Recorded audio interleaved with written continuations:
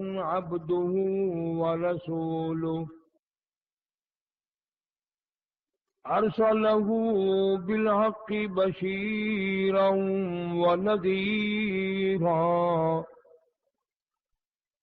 صلى الله تعالى عليه وعلى آله وأصحابه وأزواجه وذرياته وبارك وسلم تسليما كثيرا كثيرا.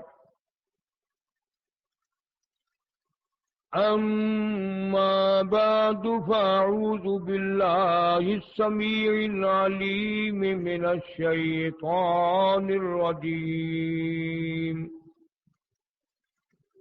بسم الله الرحمن الرحيم.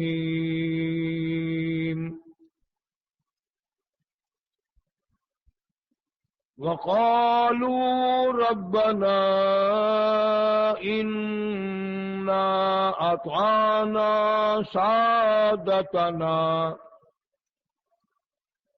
وكبراءنا فأضلونا السبيلا. ربنا آتهم ضعفين من العذاب ولعنهم لعنا كبيرا.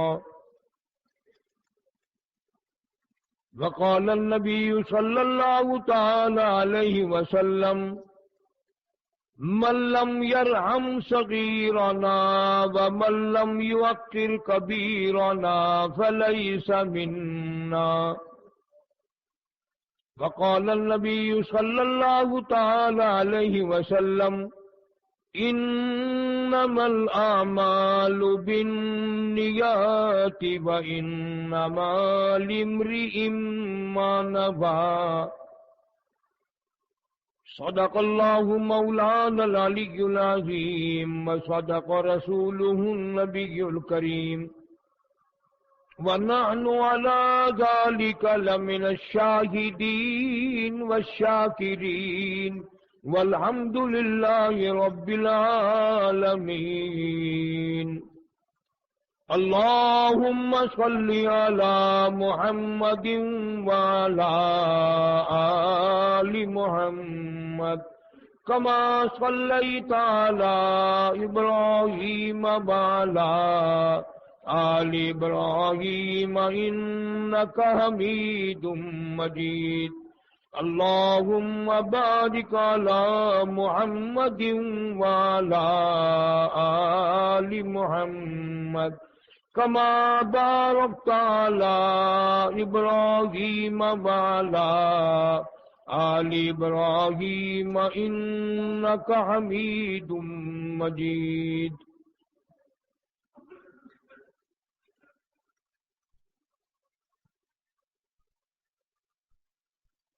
گزشتہ کئی جمعوں میں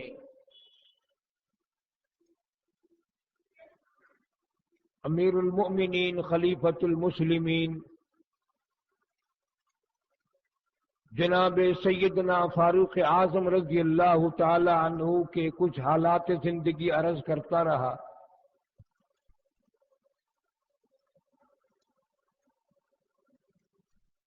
ان لوگوں کی زندگی اور ان پر روشنی ڈالنا یا ان کے کسی معاملات کو ختم کرنا یہ کسی آدمی کے بس کی بات نہیں. اتنی سی بات ذہن میں بٹھا لو، دل کی تختی پہ لکھ لو، جن آدمیوں کی خدا تعریف کرے وہ کتنے اچھے ہوں گے.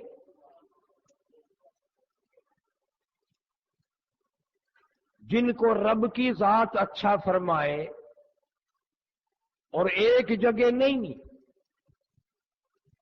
یہ وہ مقدروں والے لوگ تھے جن کی تعریف توریت میں تھی، انجیل میں تھی، زبور میں تھی، قرآن میں ہے، نبی کے فرمان میں ہے صلی اللہ علیہ وسلم.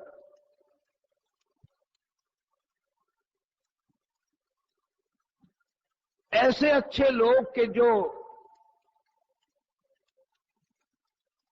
صحابہ آ کر سلام کریں اور شہنشاہ کائنات صلی اللہ علیہ وسلم جواب دیں، مصافحہ کریں تو صحابہ کرام کے ہاتھوں میں کالی کملی والے صلی اللہ علیہ وسلم کے ہاتھ ہوتے تھے، آنکھ صحابہ کرام کی تھی، دیدار کے لیے چہرہ امام الانبیاء محبوب کبریا حضرت محمد مصطفیٰ صلی اللہ علیہ وسلم کا تھا۔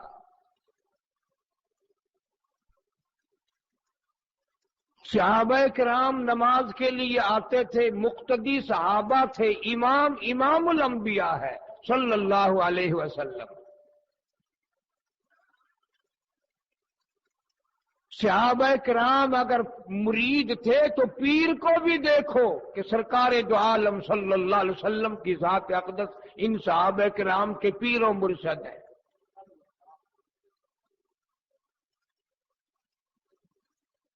کسی ایک صحابی کی مخصوص بات نہیں۔ اسی طرح نبی کا گھرانہ بھی اونچے سے اونچا، شان والا، عظمتوں والا۔ جن لوگوں نے اس گھر کی عظمت کی وہ دنیا ہی میں سب کچھ پا کر کے گئے۔ مدینے پاک میں اللہ پاک سب کو زیارت نصیب فرمائے۔ عبد الرحمن ابن عوف رضی اللہ تعالی عنہ عشرہ مبشرہ میں سے ہیں، جلیل القدر صحابہ میں سے ہے، اونچے درجے کے صحابہ میں سے ہے، فاروق اعظم رضی اللہ تعالی عنہ کی شورا کا آدمی ہے۔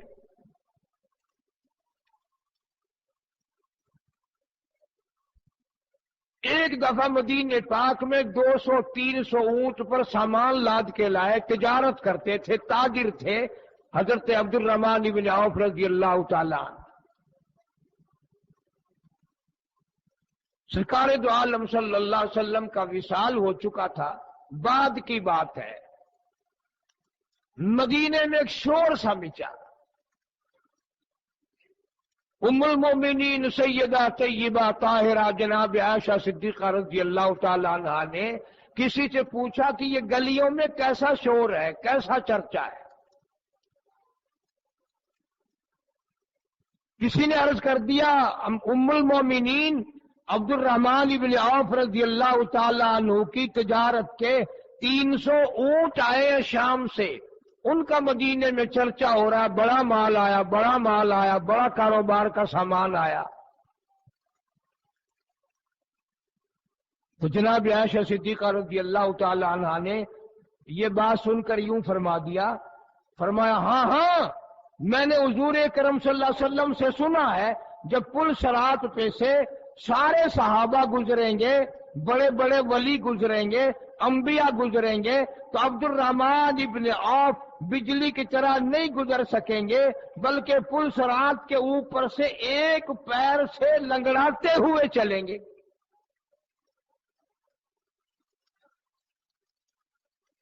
جس کے سامنے فرمایا اس نے پوچھ لیا ام المومنین امی جان کیوں اس طرح جائے گا؟ اتنا بڑا صحابی ہے، اتنا بڑا عشرہ مبشرہ کا آدمی ہے، فاروق اعظم کی شورا کا ممبر ہے، عثمان غنی کی میجورٹی کا آدمی ہے، کیوں ایسا ہوگا؟ تو جناب اما عائشہ صدیقہ رضی اللہ تعالی عنہا نے جواب دیا کہ حضور صلی اللہ علیہ وسلم کے سامنے ذکر آ گیا کہ دن عبد الرحمن بن عوف کا کہ بڑا مالدار ہے، بڑا رئیس ہے، تو حضور صلی اللہ علیہ وسلم فرمانے لگے میں دیکھ رہا ہوں پل صراط پہ سے ایک پیر سے لنگڑا کے چلے گا، مال کی محبت کی وجہ سے۔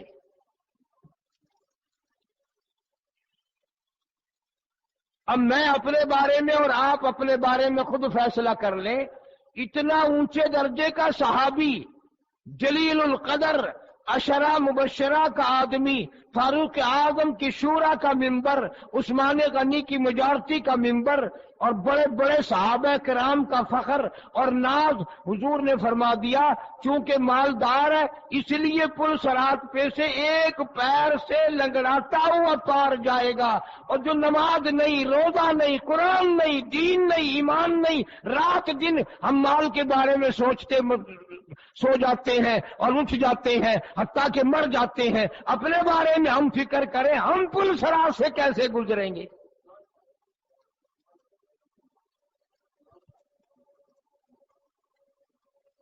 اور یہ تو شکر ہے کہ آپ لوگ اس زمانے میں نہیں تھے، ورنہ کوئی کہہ دیتا ہے انہوں کی پتہ ہے کردی مائی ہے، حضور صلی اللہ علیہ وسلم کے ارشادات نے کی جان دی ہے۔ امام الانبیاء محبوب کبریا حضرت محمد مصطفیٰ صلی اللہ تعالی علیہ وسلم کی بات، توجہ کرو، کلیجے پہ ہاتھ رکھ کے سوچو، ایک مائی کی بات ہے، حضرت عائشہ صدیقہ رضی اللہ تعالیٰ عنہ ایک عورت کی بات ہے، کسی نے جا کر اسی وقت عبد الرحمن بن عوف رضی اللہ تعالیٰ عنہ سے ذکر کر دیا، میں ابھی سن کر آیا ہوں، میرے سامنے اما عائشہ صدیقہ رضی اللہ تعالیٰ عنہ نے یوں فرمایا، میرے سامنے حضور اکرم صلی اللہ علیہ وسلم کا ارشاد ہے، میں نے اپنے کانوں سے سنا ہے۔ عبد الرحمن کہہ دیتا اسے کیا معلوم ہے، میں چوری کر کے نہیں لایا، میں ڈاکہ مار کے نہیں لایا، میں ہیرا پھیری کر کے نہیں لایا، میں کوئی دھوکہ فریب کر کے نہیں لایا، خرید کے لایا ہوں، شریعت کے مطابق 4 پیسے تجارت میں کماؤں گا، خدا کی قسم حدیث کی کتابیں گواہ ہے۔ عبد الرحمن بن عوف رضی اللہ تعالیٰ عنہ نے مسجد میں کھڑے ہو کر کے پہلے رو دیا اور پھر مسجد پہ کھڑے ہو کر اعلان کر دیا، او مدینے والوں، یہ اونٹ بھی، یہ مال بھی، یہ غلہ بھی، یہ کپڑا بھی، تمام کا تمام آج میں نے اہل مدینہ پہ صدقہ کر دیا۔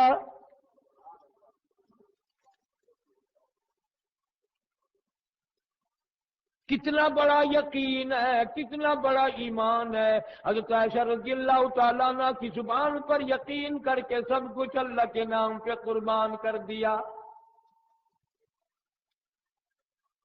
انہی لوگوں کے بارے میں قرآن کہتا ہے اولئک ھم المؤمنون حقا، اللہ پاک کہتا ہے یہ میرے نبی کے دیوانے، یہ میرے نبی کے پروانے، یہ مستانے، یہ جانثار، یہ غم گسار، اللہ کہتا ہے میں گواہی دیتا ہوں یہ سب سے بڑے پکے مومن یہی ہے۔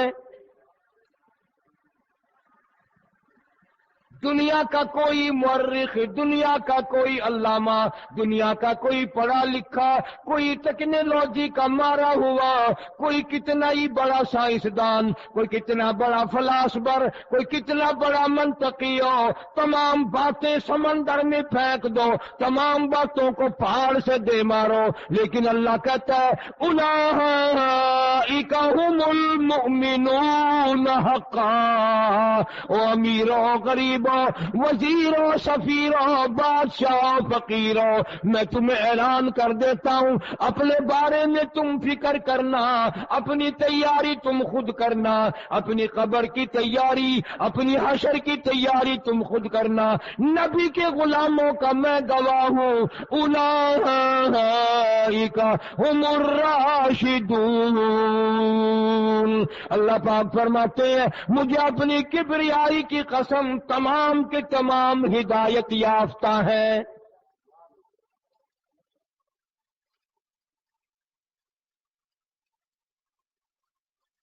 کیسے لوگ تھے؟ فاروق اعظم رضی اللہ تعالی عنہ کے پاس کسی ملک سے مال غنیمت میں کستوری آ گئی، تقسیم فرمانے کے لیے حکم دیا کہ کوئی مشک کستوری کو تقسیم کر دے، مسلمانوں میں تقسیم کر دے۔ حضرت عاتقہ رضی اللہ تعالی عنہا فاروق اعظم کی اہلیہ ہے، گھر والی ہے، کہنے لگی امیر المومنین میں تقسیم کر دوں؟ جواب نہیں دیا۔ پھر فرمایا مسلمانوں میں سے کوئی کھڑا ہو کر یہ مشک تقسیم کر دے۔ گھر والی نے عاتقہ نے پھر کہا میں تقسیم کر دوں، کوئی جواب نہ دیا۔ تیسری مرتبہ پھر فرمایا کوئی آدمی کھڑا ہو کر اس مشک کو تقسیم کر دے۔ وہ گھر والی عاتقہ پھر کہنے لگی میں تقسیم کر دوں۔ فرمایا چپ نہیں رہتی، تیری 3 دفعہ کی آواز کیا میں نے سنی نہیں؟ میں ڈورا بولا تو نہیں کہ جی پھر مجھے تقسیم کرنے کیوں نہیں دیتے؟ فرمایا تقسیم تو ٹھیک کرے گی، لیکن خوشبودار چیز کو جب ترازو کے پلڑے میں رکھے گی، اٹھائے گی، پھر رکھے گی، اور وہ خوشبو تیرے ہاتھ کو لگے گی، پھر تو وہ ہاتھ اپنے کپڑے پہ مل لے گی، اپنے سر میں لگا لے گی۔ تیرے حصے سے زیادہ میں نہیں چاہتا، حصے سے زیادہ میرے گھر میں خوشبو بھی کیوں آ جائے۔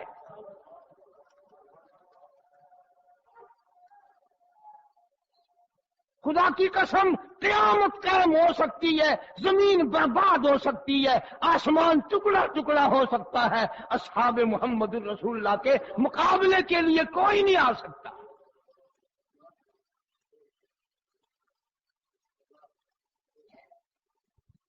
ایک بات نہیں، ساری زندگی کا قرآن گواہ ہے۔ اگر تم کسی کی تاریخ کی کتاب پڑھ کر کے اپنے دل میں بٹھا لو فلانا صحابی لڑتا تھا، فلانا صحابی جھگڑا کرتا تھا، فلانا صحابی یوں کرتا تھا، ایمانداری سے بتلاؤ کلمہ پڑھتے ہو، مسلمان ہو، ایک طرف تو ایک آدمی کی لکھی ہوئی کتاب اور ایک طرف عرش سے آیا ہوا خدا کا قرآن ہے۔ اللہ پاک فرماتے ہیں اولئک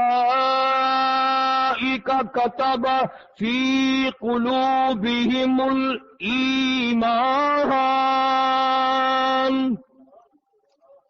فرمایا لوگوں میرے نبی کی دیوانوں کی باتیں نہ کرو، مستانوں کی بات نہ کرو، جانثاروں کی بات نہ کرو، غم گساروں کی بات نہ کرو، میرے محبوب کے مریدوں کی بات نہ کرو، میرے محبوب کے مقتدیوں کی بات نہ کرو، میرے محبوب کے رشتہ داروں کی بات نہ کرو، میرے محبوب کے یاروں کی بات نہ کرو۔ یہ تو اتنے کمال کے لوگ ہیں۔ اولئک کتب فی قلوبہم الایمان،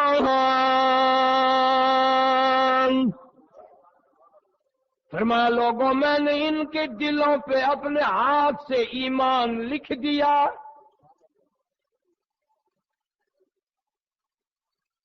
میں خدا نے ان کے دلوں کی تختی پہ ایمان کو تحریر کر دیا، پوری دنیا چاہے مٹ نہیں سکتا۔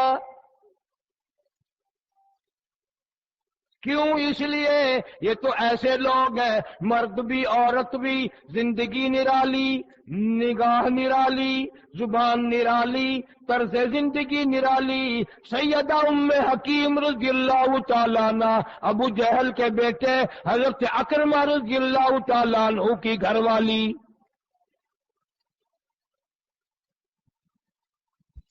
اکرمہ فتح مکہ کے موقع پر بھاگ گئے۔ ہمارے گھر میں بڑے دکھ دیے ہیں محمد عربی صلی اللہ علیہ وسلم کو، ہم نے تو بڑا ستایا ہے، ہمارا کیا حشر ہوگا، ہمارا کیا انجام ہوگا۔ سمندر دریا میں کشتی میں بیٹھ کے بھاگ رہا، ام حکیم پیچھے سے دوڑی دوڑی پہنچ گئی اور جا کے کہنے لگی اکرمہ کہاں دوڑ کر جائے گا، دنیا میں کئی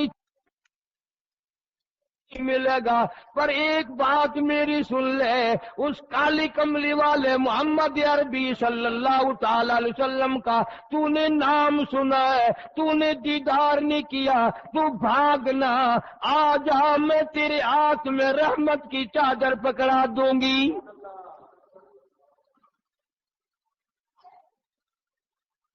میں ذمہ دار ہوں، تجھے کوئی بدلہ نہیں تجھ سے لیا جائے گا، تجھے قتل نہیں کیا جائے گا، تجھے مارا نہیں جائے گا، تجھے بھوکا پیاسا نہیں رکھا جائے گا۔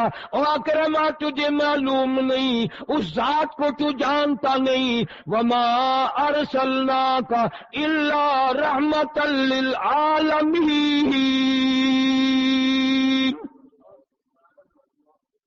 تجھے کیا معلوم، میں آ کے تو دیکھ۔ اکرما حاضر ہو گیا، کلمہ پڑھ کر مسلمان بن گیا، اکرما جنگ میں شہید ہو گیا۔ ام حکیم رضی اللہ تعالی عنہ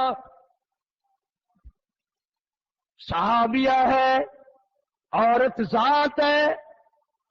خالد بن سعید رضی اللہ تعالیٰ عنہ دوسرا ایک صحابی ہے، میدان جنگ گرم ہے، موقع لڑائی کا ہے، جہاد فی سبیل اللہ ہے، انفروا فی سبیل اللہ، اسلام کو جھنڈا لہراؤ، توحید کا پرچم لہراؤ، کفر شرک بدعت کو مٹاؤ۔ کبھی بھی اسلام والے شرک نہیں پھیلایا کرتے، بدعت نہیں پھیلایا کرتے، کفر کو فروغ نہیں دیا کرتے۔ کیوں؟ اس لیے تؤمنون باللہ ورسولہ وتجاہدون فی سبیل اللہ۔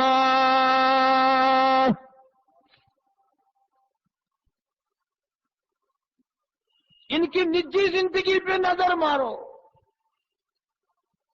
خالد بن سعید رضی اللہ تعالیٰ عنہ نے سیدہ ام حکیم رضی اللہ تعالیٰ عنہا سے کہا کہ شادی کر لے میری ساتھ، نکاح کر لے۔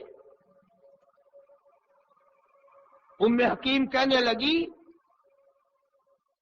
لڑائی کے موقع پر، میدان جہاد میں خون کی ندیاں بہہ رہی ہیں،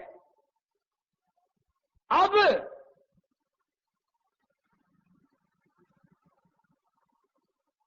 یا تو ام حکیم یہ کہتی کہ جنگ ختم ہو جائے، لڑائی ختم ہو جائے، سکون ہو جائے، مدینے میں چلیں گے، انشاءاللہ وعدہ ہو گیا میں تجھ سے شادی کر لوں گی۔ یا خالد بن سعید یہ بات کہتا رضی اللہ تعالیٰ عنہ کہ وعدہ کر لے شادی میری ساتھ کرے گی جنگ کے بعد، جہاد کے بعد۔ اللہ اکبر، اللہ اکبر کبیرہ۔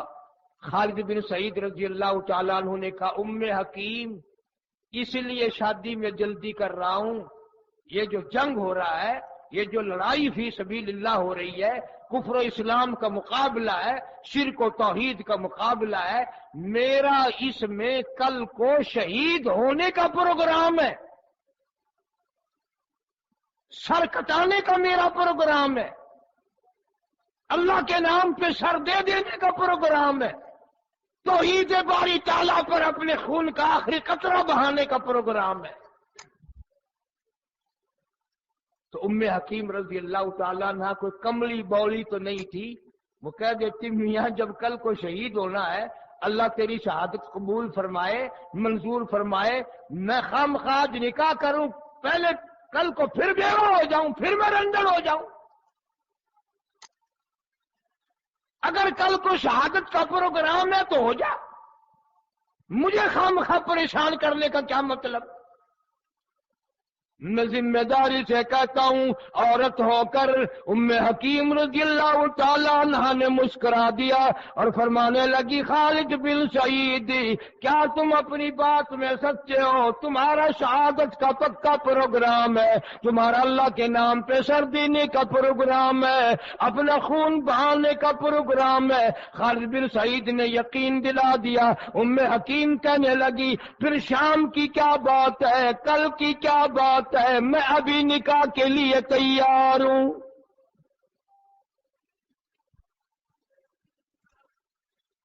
کسی نے پوچھ لیا حکیم کیا کہہ ڈالا، کیا بات تم نے کہہ دی، کیا سوچ لیا، کیا ارادہ کر لیا؟ کل اکرما شہید ہوئے رضی اللہ تعالیٰ عنہ، بیوہ بن گئی، کل کو یہ خالد بن سعید رضی اللہ تعالیٰ عنہ پھر شہید ہو جائے گا، پھر بیوہ کی بیوہ، پھر وہی رنڈر کی رنڈر ہو جائے گی، تجھے اس میں کیا ملے گا؟ تیرا اس میں کیا فائدہ ہوگا؟ تجھے اس میں کیا فائدہ پہنچے گا؟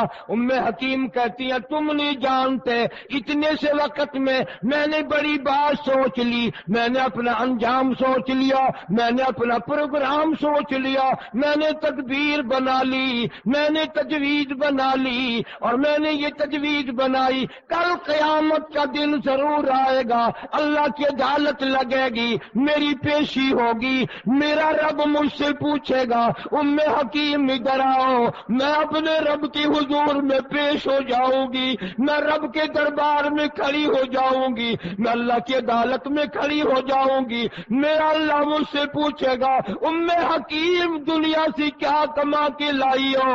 میں عرض کروں گی میرے اللہ اور میرے پلے کچھ نہیں، اتنی سی بات ہے، دنیا میں لوگ مجھے 2 شہیدوں کی بیوہ کہہ کر بلایا کرتے تھے۔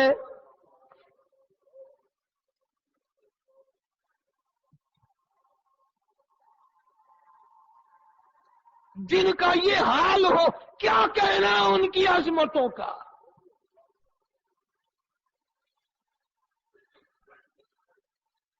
علماء کرام نے لکھا ہے شادی ہو گئی، رات گزری، صبح کو خالد بن سعید رضی اللہ تعالیٰ عنہ جب تلوار لے کر کے جانے لگے، بہادر گھروں کے بہادر مردوں کے گھر والے بھی بہادر ہوا کرتے ہیں۔ حکیم کہنے لگی عورت ہے، سوچو تو صحیح عورت ہے۔ کہنے لگی خالد بن سعید کہاں چلے؟ کہتا میرا وعدہ پورا ہو گیا، میں اپنا وعدہ پورا کرنے چلا ہوں، خدا حافظ، انشاءاللہ کل حوض کوثر پہ ملاقات ہوگی۔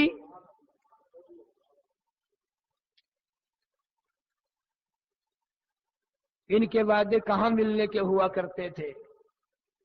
آج وعدے ہوتے ہیں بدھ کے دن قلعے پہ ملیں گے، فلاں اسٹیشن پہ ملیں گے، فلاں جگہ ملیں گے، فلاں قلم میں ملیں گے، جیسی روح ایسے ہی فرشتے، جیسے ہم ایسی ہماری ملاقات۔ خالد بن سعید رضی اللہ تعالیٰ عنہ نے کہا خدا حافظ، میں چلا ہوں، میں واپس نہیں آؤں گا، میں اپنے رب کے نام پہ اپنا سر کٹاؤں گا، میں اپنی جان کا قیمہ بنواؤں گا، توحید باری تعالیٰ کا پرچم لہراؤں گا، شرک و بدعت کی جڑیں اکھاڑتا ہوا دنیا سے چلا جاؤں گا۔ خالد بن سعید کی گھر والی ایک رات کی دلہن، ایک رات کی رانی، کہنے لگی اتنی سی بات تو بتا کے جاؤ، تمہارا پروگرام کیا ہے؟ دائیں طرف حملہ کرو گے یا بائیں طرف حملہ کرو گے؟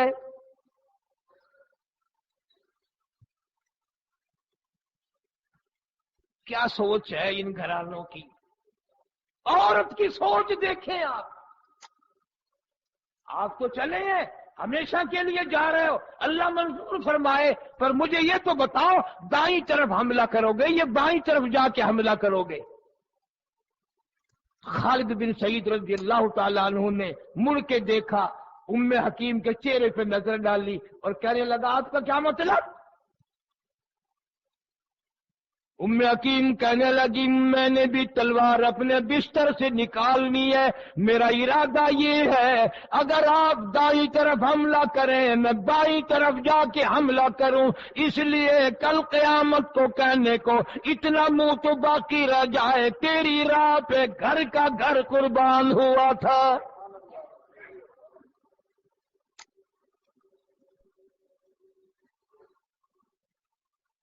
جن گھروں کی عورتوں کے یہ حال ہے تو مردوں کا کیا مقام ہوگا؟ کتنی قربانی، کتنے مصمم ارادے، کتنے اونچے پروگرام ہیں ان لوگوں کے، کھانے میں نہیں، پینے میں نہیں، پہننے میں نہیں، قبر حشر قیامت کے بارے میں۔ حضرت حنظلہ رضی اللہ تعالی عنہ بڑے جلیل القدر صحابہ میں سے ہیں۔ شادی ہوئی حنظلہ کی، پہلی رات ہے، میاں بیوی سوئے ہوئے ہیں، دلہا دلہن ایک جگہ ہیں۔ رات کے وقت مسجد نبوی سے آواز آئی، انفروا فی سبیل اللہ، آؤ میدان میں آؤ، اللہ کے نام پہ لڑائی کرنے کے لیے آؤ، اسلام کا جھنڈا اونچا کرنے کے لیے آؤ، کفر کو مٹانے کے لیے آؤ، جانثاروں آ جاؤ، مستانوں آ جاؤ، خدمت گزاروں حاضر ہو جاؤ، تمہاری ضرورت پڑ گئی۔ حضرت حنظلہ فرمانے لگے، تجھے کیا معلوم ہے میں کچھ کہنا چاہتا ہوں اور کہتا نہیں؟ کہنے لگی، میں نے بھی کلمہ پڑھا ہے، میں بھی نماز پڑھتی ہوں، میں بھی قرآن کی تلاوت کرتی ہوں، اتنی مجھے سمجھ ہے، کچھ کہنا چاہتے ہو، میری طرف دیکھ رہے ہو، پر اس لیے نہیں کہتے نہیں ہے، میں بھی نماز پڑھتی ہوں، میں بھی قرآن کی تلاوت کرتی ہوں، اتنی مجھے سمجھ ہے، کچھ کہنا چاہتے ہو، میری طرف دیکھ رہے ہو، پر اس لیے نہیں کہتے نئی دلہن ہے، نئی لڑکی ہے، گھبرا جائے گی۔ کہنے لگی، حنظلہ تمہارا شہادت کا پروگرام ہے، میں تیری دلہن ہوتے ہوئے اعلان کرتی ہوں، میں تجھے اجازت دیتی ہوں، جلدی جا اور خبردار واپس آنے کی کوشش نہ کرنا۔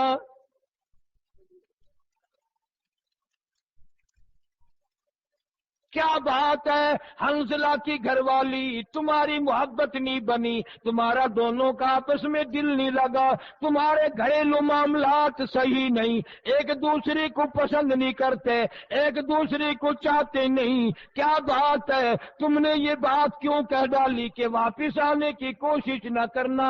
حنظلہ کی بیوہ بیوی کہتی ہے، میرا پروگرام ہے، میری بھی سوچ ہے، میرا بھی انجام ہے، میرے دل کی گہرائیوں نے بھی مجھے کوئی مشورہ دیا، اور وہ یہ ہے، کل قیامت ضرور آئے گی، اللہ کی عدالت لگے گی، رب میرا مجھ سے ضرور پوچھے گا، حنظلہ کی بیوی دنیا سے کیا لائی؟ میں عرض کروں گی، مولا اور میرے پلے کچھ نہیں، اتنی سی بات ہے، دنیا میں لوگ مجھے ایک رات کے شہید کی بیوہ کہہ کر بلایا کرتے تھے۔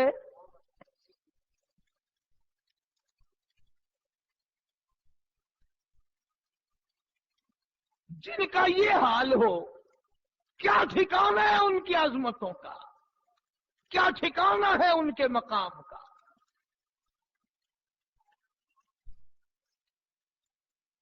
ایک جوان ایسا ہے صحابہ کرام میں سے،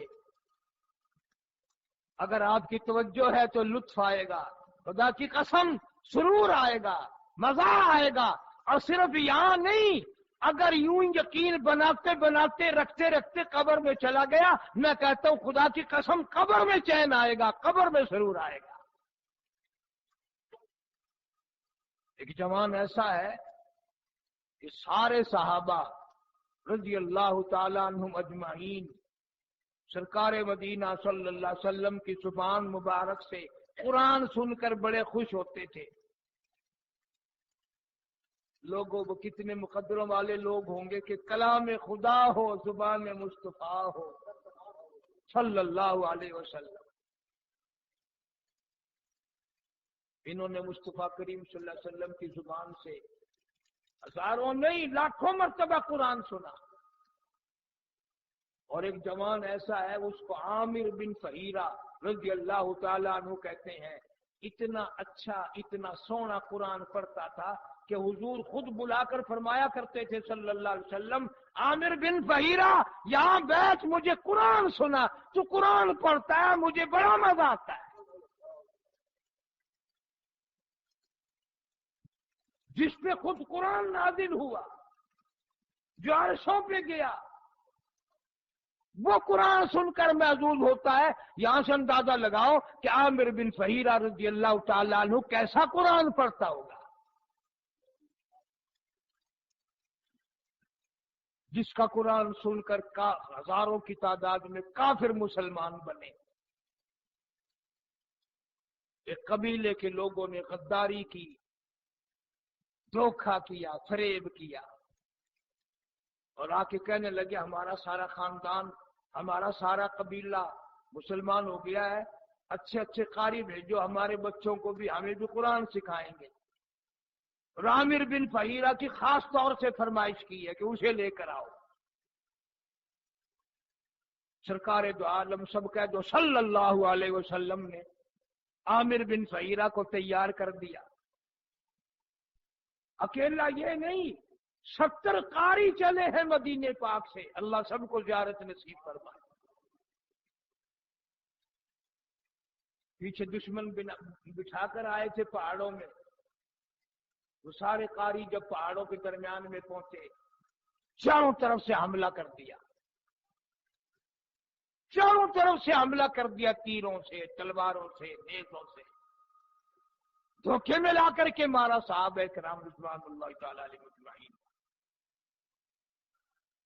عامر بن فہیرہ رضی اللہ تعالی عنہ کو جس جوان نے بھالا مارا، نیزہ مارا، خود اس کا بیان ہے.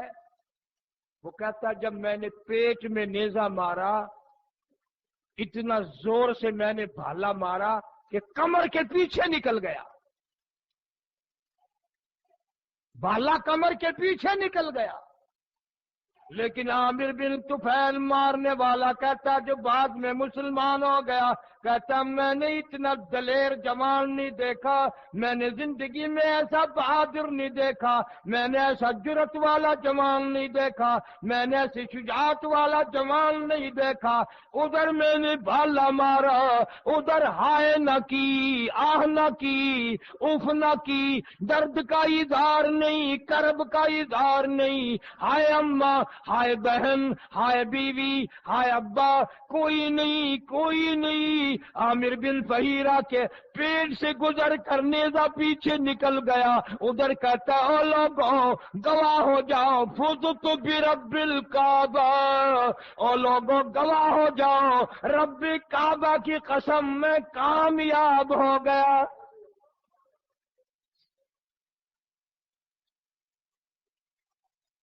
یہ نہیں کہتا میں مر گیا، آئے اماں، آئے ابا، نہیں. عامر بن طفیل مارنے والا کہتا ہے کہ میں نے واپس بھالا نکالا. عامر بن فہیرہ رضی اللہ تعالیٰ عنہ کی روح پرواز کر گئی.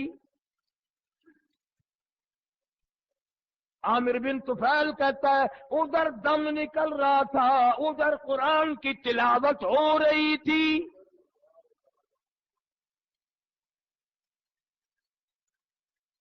صحابی جب شہید ہو گیا، نبی کا قاری شہید ہو گیا، صحابہ کرام کا بہترین قاری شہید ہو گیا، مشرکوں نے، کافروں نے پروگرام بنایا اس کا قرآن سن کر ہزاروں لوگ ہمارے بدلے، اس کی کھوپڑی اتارو، سر کاٹو، پھر اس کی کھوپڑی اتارو، اس میں شراب پیئیں گے ہم. اس کے قرآن پڑھنے نے، اس کی آواز نے، اس کے تحسین صوت نے، اس کے لہن داودی نے ہمارے ہزاروں لوگ خراب کیے ہیں. اس کا سر کاٹو، اس کی کھوپڑی اتاریں گے، اس کھوپڑی میں شراب پیئیں گے. پروگرام طے ہو گیا، مشورہ کافروں کا طے ہو گیا. آئے اللہ قرآن کیا کہتا ہے؟ فرمایا وہ تلوار لے کر آئے، وہ خنجر لے کر آئے، وہ جوان اکٹھے ہو کر آئے. قرآن کہتا وَيَمْكُرُونَ وَيَمْكُرُ اللَّهُ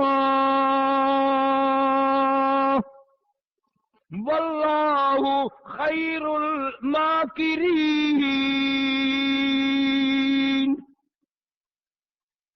انہوں نے بھی تجویز بنائی، تدبیر بنائی، میرے قاری کی بے حرمتی کی تدبیر بنائی، میرے قرآن پڑھنے والی کی بے عزتی کا پروگرام بنایا، سر کاٹنے کا پروگرام بنایا، قرآن والی کھوپڑی میں شراب پینے کا پروگرام بنایا۔ صحابہ کہتے ہیں ہمارے دیکھتے دیکھتے، کافروں کی تیاری کرتے کرتے، سب کے دیکھتے دیکھتے عامر بن فہیرہ رضی اللہ تعالیٰ عنہ کی میت، عامر بن فہیرہ کی لاش خود بخود آسمان کی طرف بلند ہونی شروع ہو گئی۔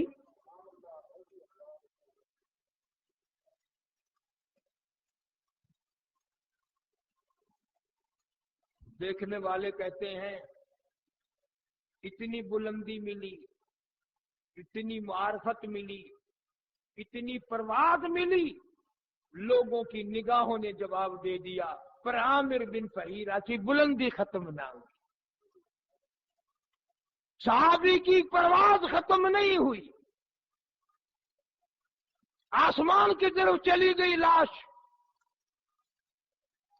ایک جوان مدینے پاک میں حاضر ہوا، اللہ سب کو زیارت نصیب فرمائے۔ جناب مدنی کریم صلی اللہ تعالی علیہ وسلم کی خدمت میں جا کر عرض کیا، کمال ہو گیا، عامر بن فہیرہ رضی اللہ تعالیٰ عنہ تیرا قاری، آپ کا قاری، قرآن پڑھنے والا یوں یوں نیزہ مارا، اس طرح سے شہید ہوا، پھر یوں پروگرام بنایا، اس کا جسم، اس کا جسد آسمان کی طرف اٹھتا ہوا چلا گیا، ہماری نظریں جواب دے گئی، ہماری نگاہیں جواب دے گئی، پتہ نہیں کہاں گیا۔ محمد کریم صلی اللہ علیہ وسلم نے یوں آسمان کی طرف چہرہ انور اٹھایا اور فرمایا انی ارا ما لا ترا، اور لوگوں جو میں دیکھوں تم نہیں دیکھ سکتے، تمہیں کیا معلوم ہے میرا عامر بن فہیرہ، میرا قرآن کا قاری شہید کر دیا گیا، بے حرمتی کا، بے عزتی کا پروگرام بنایا، اللہ تعالیٰ نے فرشتوں کو حکم دے دیا، فرشتے اٹھا کر لے گئے عامر بن فہیرہ کا، بڑے بڑے شہیدوں کا، بڑے بڑے پیروں فقیروں کے جنازے لوگ پڑھیں گے، عالموں کے جنازے لوگ پڑھیں گے، شہیدوں کے جنازے لوگ پڑھیں گے، بادشاہوں کے جنازے لوگ پڑھیں گے، وزیروں کے جنازے لوگ پڑھیں گے، فقیروں کے جنازے لوگ پڑھیں گے، قطبوں غوث و ابدالوں کے جنازے لوگ پڑھیں گے، صحابہ کے جنازے لوگ پڑھیں گے، پر نبی کا قاری قرآن پڑھتے پڑھتے شہید ہوا۔ اللہ نے حکم دیا، او میرے نوری فرشتوں، میرے نبی کے قاری عامر بن فہیرہ کا دفن بھی، کفن بھی، جنازے کی نماز بھی، قبر بھی، تمام کا تمام تمہارے ذمہ لگ گیا۔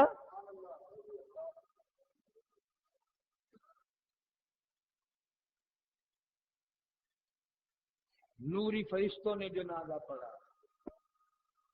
تو اتنا مقبول ہے، تو اتنا اللہ کا محبوب بن گیا، تو اب ایسا نہیں کہ تیرا جنازہ لوگ پڑھیں،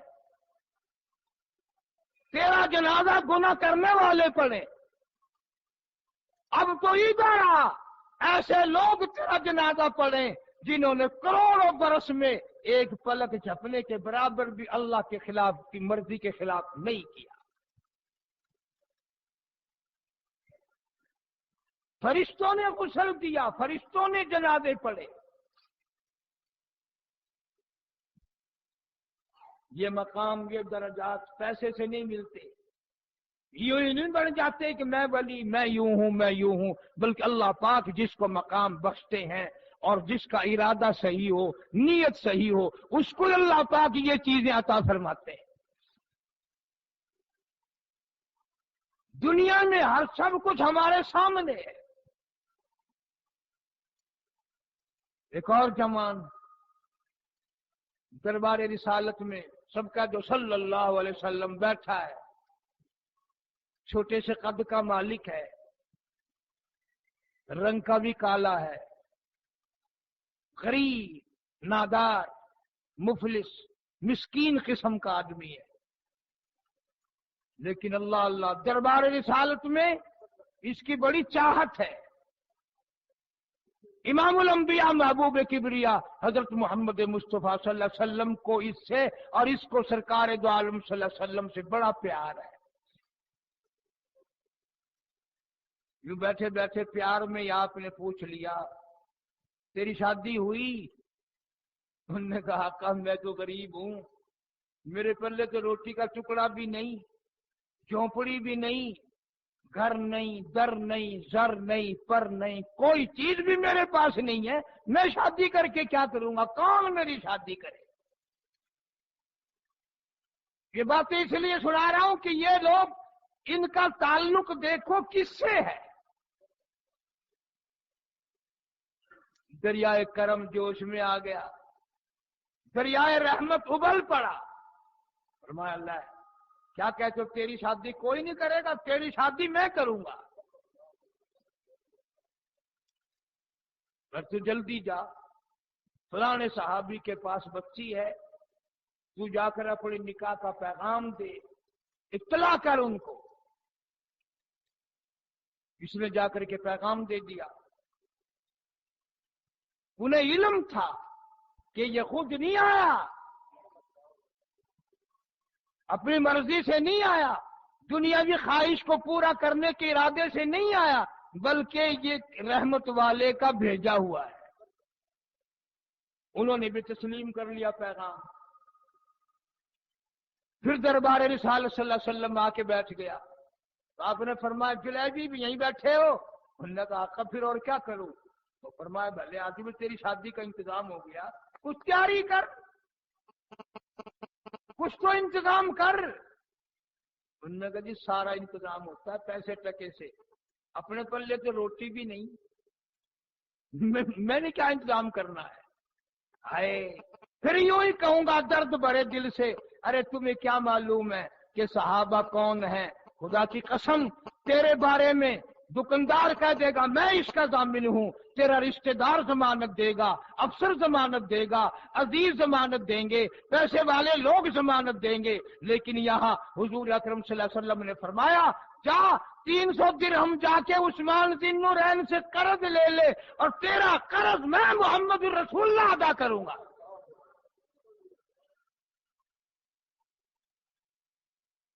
ضامن تو دیکھ، اصل تو تیرا کوئی ضمانتی بنے گا نہیں، اور اگر بنے گا بار بار کہے گا یار تو میں ڈبو نہ جمی، دیکھ یار تو میرے نالی میں نہ کری کبھی میں ڈھکیا جاؤں، میں جیل پہنچاؤں گا، یار ذرا حیا کری، شرم کری یار، کمال ہے دیکھ میں کی میں پھرنا. ارشاد گرامی فرما دیا مدنی کریم صلی اللہ تعالی علیہ وسلم نے جا عثمان غنی سے، وہ تیرا بھی غنی میرا بھی غنی، وہ بڑا مالدار ہے، بڑا وسیع الظرف ہے، بڑا دل والا ہے، میرا دورا داماد ہے، جا کر اس سے 300 درہم قرض لے لے، تیرا قرض میں محمد الرسول اللہ صلی اللہ علیہ وسلم میں ادا کروں گا، میں ضامن ہوں.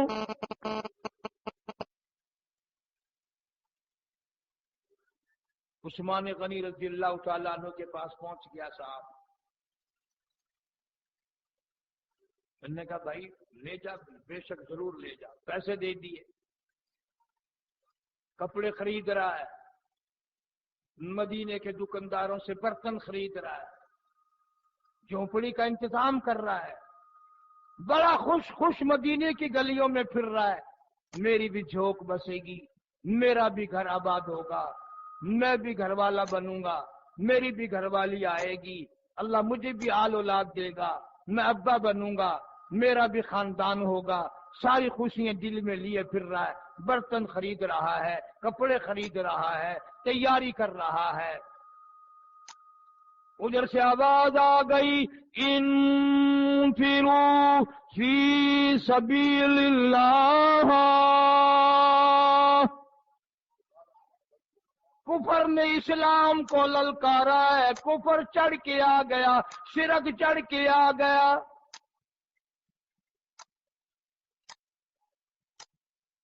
بڑی عجیب بات کہتا امین گیلانی، کہتا جب باطل حق سے ٹکرائے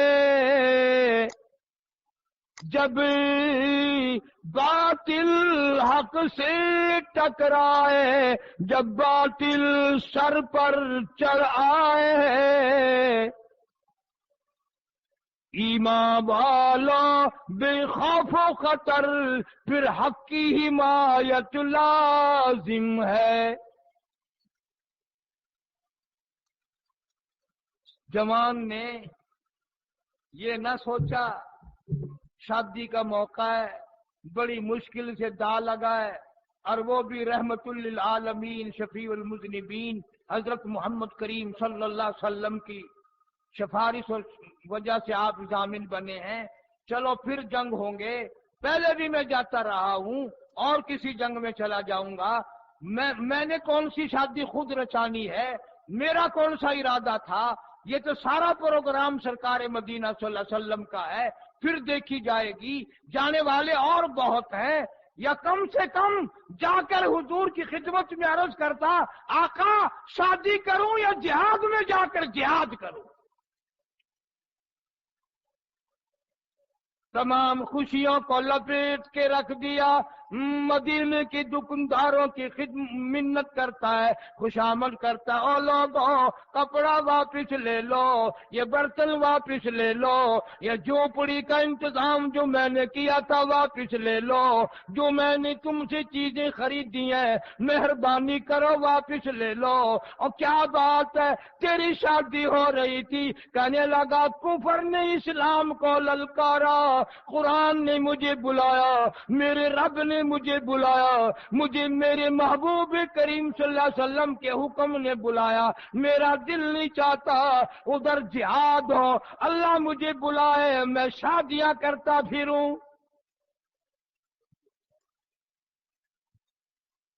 دکانداروں کی منت کر کر کے سارا کپڑا برتن زیور واپس کر کے گھوڑا لیا، تلوار لی، مجاہدین کے ساتھ ساتھ میدان جہاد میں جا پہنچا۔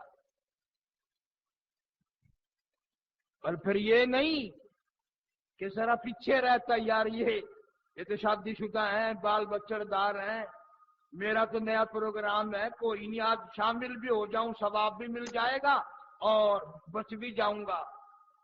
علماء کرام نے لکھا سب سے اگلی صف میں کھڑا ہو کے لڑا، جہاد کیا، فجرحت جرحا شدیدا، 70 سے زیادہ زخم کھا کر میدان جہاد میں پڑا ہے، چھلنی کر دیا تلواروں تیروں سے کافروں نے۔ مسلمانوں، دل میں تھوڑی سی محبت ہونا، جس کی اس کے کپڑے بھی پیارے لگتے ہیں، اس کی جتی بھی پیاری لگتی ہے، اس کے منہ کا تھوک بھی پیارا لگتا ہے، اس کا دوپٹہ بھی پیارا لگتا ہے، اس کی آنکھیں بھی اچھی لگتی ہیں، اس کا ہاتھ بھی اچھا لگتا ہے۔ خدا کی قسم ٹھیک ہے شادی نہیں ہوئی، نہیں بن سکی، جھونک نہ بسی، گھر نہ بسا، بال بچڑ دار نہ بن سکا، پر تمہیں کیا معلوم ہے، میدان جہاد میں آ کر حضور کریم صلی اللہ علیہ وسلم نے سنا کہ میرا دیوانہ یہاں پہنچ گیا، خود پوچھا ہے جلیبیب کہاں ہے؟ کتنا بڑا مقام ہے، حضور یاد فرما رہے ہیں صلی اللہ علیہ وسلم۔ بتایا گیا کہ جی وہ تو بڑا زخمی ہے اور آخری وقت ہے، میدان جہاد میں پڑا ہے، فرمایا جلدی کرو اٹھا کر میرے پاس لے آؤ۔ لے آئے، رحمت للعالمین صلی اللہ علیہ وسلم نے رحمت والی گود میں صحابی کو اس کا سر رکھ لیا، بے ہوشی تاری تھی، تھوڑا سا ہوش آیا، جوان مسکرانے لگا۔ آپ نے فرمایا تو شادی کر رہا تھا، یہ کیا کیا؟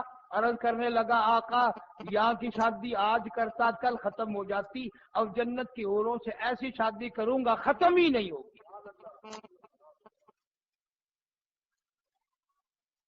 اور پوچھ لیا تیرا کیا حال ہے؟ کہنے لگا میرے دکھڑے چل گئے، میرے غم دور ہو گئے، میری حسرت پوری ہو گئی، میری آرزو پوری ہو گئی، میری تمنا پوری ہو گئی، اللہ نے میری جھولی بھر دی، اللہ نے مجھے سب کچھ عطا فرما دیا۔ اور کیسے تجھے کیا مل گیا؟ کہنے لگا کوئی بیوی کو تاڑتا ہوا مرے گا، کوئی بیٹی کو دیکھتا ہوا مرے گا، کوئی چھوٹے بیٹے کی طرف دیکھتا ہوا مرے گا، کوئی کوٹھی کو دیکھتا ہوا مرے گا، کوئی بنگلے کو دیکھتا ہوا مرے گا، کوئی تخت و تاج کو دیکھتا ہوا مرے گا، کوئی یاروں سفیروں وزیروں کو دیکھتا ہوا مرے گا۔ اور مدینے کے لوگوں آؤ مجھے مبارکباد دو، ادھر مجھے موت کا جھٹکا لگنے والا ہے، ادھر میں اپنے محبوب کا دیدار کرتا ہوا جاؤں گا۔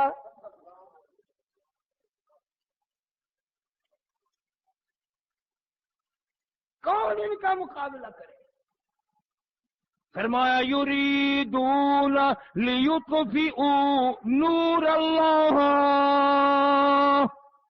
بافواہہم واللہ متم نورہ ولو کرہ الکافرون۔